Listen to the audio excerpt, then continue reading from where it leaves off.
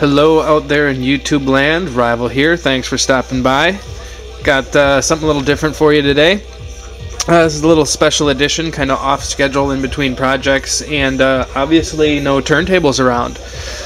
So I thought I'd take a second just to kind of talk a little bit about some different carbon fibers that I use and that a lot of people use, some things you might know, some things you might not know, that kind of good stuff.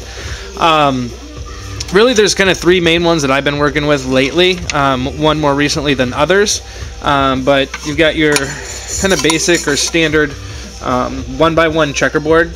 As you can see, it's very small, tight checkerboard pattern.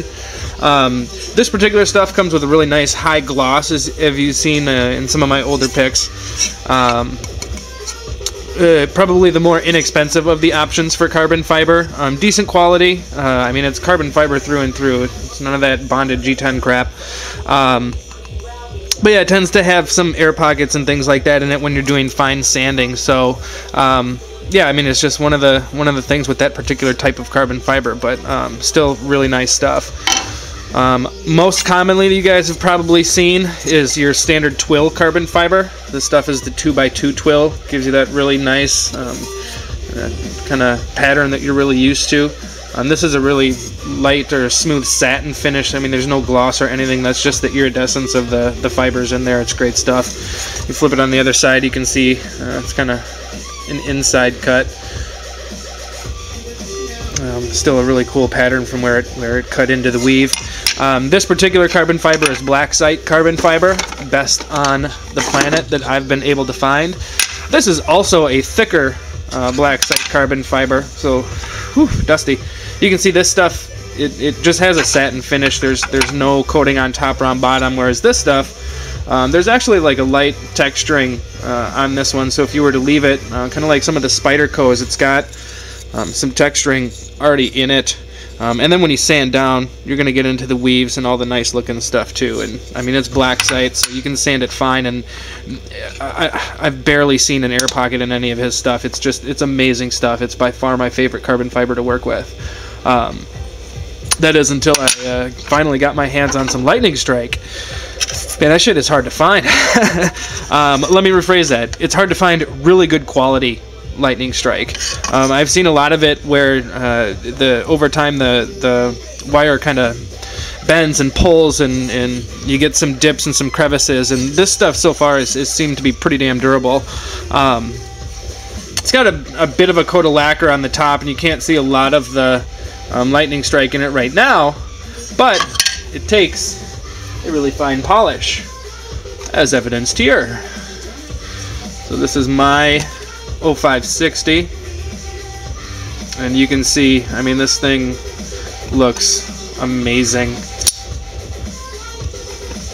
see if I can get you, there you go, look at that zoom, that's fast. But yeah, I mean, this stuff, it's that tight pattern. I apologize for the shaking too. I'm out in my garage, it's not heated. I've got my heater turned on, but it's cold as hell out here. Yeah, so there you go. It's a tight weave for sure, but this stuff is really nice. And again, I mean, there's no dents, no dips, no divots in it. When I sand off the wires, it's amazing stuff. So that's an 0560 in Lightning Strike. Now I got something special for you. You don't often see a lot of guys pimping their tilt. Luckily, I know one guy who says, "Hey, I use this thing, man. Let's do something sweet," and sweet we did. And this thing, I mean, man, I want one of these. This thing's freaking amazing. If you've got one, very jealous. But that's Lightning Strike on a tilt. Yeah, I mean, the only downside to Lightning Strike is these fibers. I mean, over time, your hands will wear a little bit of the carbon fiber, and you'll get a little bit of a poke from a wire or two. But I mean, if you just take it and rub it until it kind of breaks itself off, like I said, this CF is so dense, it really doesn't pocket or chip that much. So, Eagle, I think this is going to do you proud, my friend. I appreciate your patience. Like I said earlier, this stuff is really hard to get a hold of. I mean, I had a sheet on back order. I called because I was waiting so long and they had a larger sheet in stock, so I ended up picking up that one. I called back again 2 days later, and even the large sheets are gone. So yeah, just great stuff to work with. Fun times. Give you just kind of a little bit of an idea of what I'm working with here. Thanks to some of the jobs here, I got a nice little oscillating spindle sander. That thing kicks a lot of ass, helps with shaping a lot. And then just your kind of standard tool setup, big box, big ass stereo. You can see some of the 15s down there. I do DJ on the side, so yeah, we like to party. But that's really it for this week, guys. Just wanted to talk a little bit about carbon fiber, show off some of the LSCF stuff that we've been doing, and I'll be back soon with more blades. Thanks for stopping by. Peace.